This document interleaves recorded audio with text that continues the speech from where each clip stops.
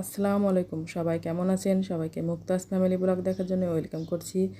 আজ আমি শেয়ার করছি গাজর সংরক্ষণ পদ্ধতি, যেটা আমি 1 বছর সংরক্ষণ করব। এর জন্য ভালোভাবে 2 কেজি গাজর নিয়ে নিয়েছি এবং ভালোভাবে ধুয়ে ঝাঁকাতে নিয়ে নিয়েছি এবং যে শেপ আমি রাখবো, ফ্রোজেন করব গাজরটা, সেই শেপ দিয়ে নিচ্ছি।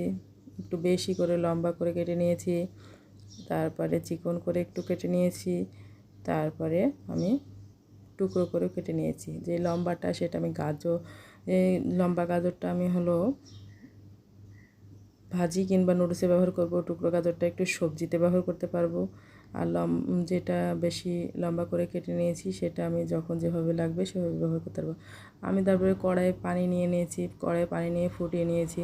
তারপরে গাজর একটা একটা করে শেপের গাজর দিয়ে দিব এবং চিকন গাজরটা 1 মিনিট ফুটিয়ে নেব। তারপরে আমি পরবর্তী টাইমে যখন টুকরো গাজরটা দিয়েছি তখন একটু চিনি দিয়েছি যাতে কালারটা ঠিক থাকে। এভাবে এই টুকরো গাজরটা, ছোট টুকরো গাজরটা আমি 2 মিনিট ফুটিয়ে নিব। এটা জাস্ট জীবাণু দূর করার জন্যে, এটা সিদ্ধ না, জাস্ট জীবাণু দূর হবে। এর জন্যে আমি এগুলো এভাবে প্রসেস করছি। তারপরে আমি এগুলো উঠিয়ে নিচ্ছি, একটা একটা করে উঠিয়ে নিয়ে একটা শুকনা এইগুলো আবার শুকনা সুন্দর করতে হবে, করা যাবে না, পানি রাখা যাবে না এটার গায়ে। এই যে লম্বা আকারের যেটা কেটে নিয়েছিলাম সেটা আমি দিয়ে দিয়েছি এবং 3 মিনিট ধরে হাই হিটে আমি এটাকে ফুটিয়ে নেব। ফুটিয়ে নেওয়ার পরে যখন এগুলো সব ঝাঁকাতে ঢেলে ফেলবো পানি ঝরিয়ে, তারপরে ডাইনিং টেবিলের উপরে আমি ফ্যানের নিচে একটা ওড়না দিয়ে দিয়েছি।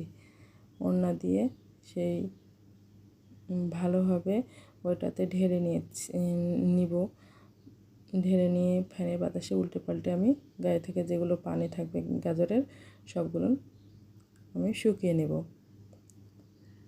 এইভাবে নেওয়ার পর আপনার জিপার লক ব্যাগে বা পলিথিনে আপনি রাখতে পারেন।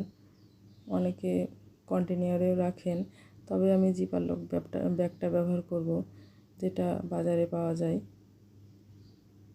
এই যে আমি এভাবে সব শেপের গাজরগুলো শুকিয়ে নিচ্ছি বাতাসে, এর গায়ে থেকে পানিগুলো ঝরিয়ে নিচ্ছি।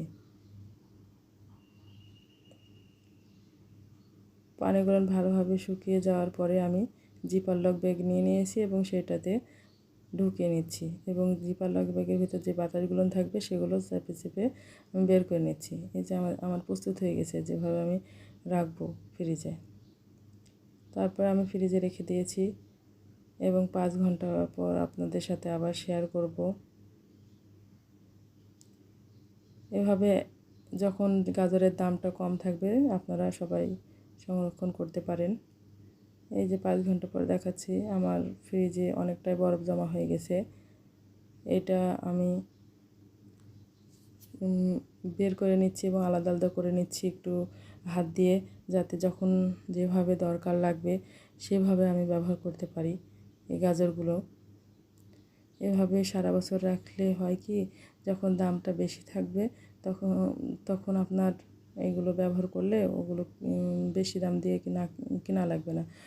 দামটা যখন কম থাকবে তখন এভাবে বেশি করে নিয়ে আপনারা ইচ্ছে করলে সংরক্ষণ করতে পারবেন। জানি না শেষ পর্যন্ত আমার ভিডিওগুলো আপনারা দেখছেন কি না। প্লিজ লাইক এবং সাবস্ক্রাইব করবেন। যদি কোনো অংশে খারাপ লেগে থাকে প্লিজ কমেন্ট করে জানাবেন। আল্লাহ হাফেজ, আসসালামু আলাইকুম।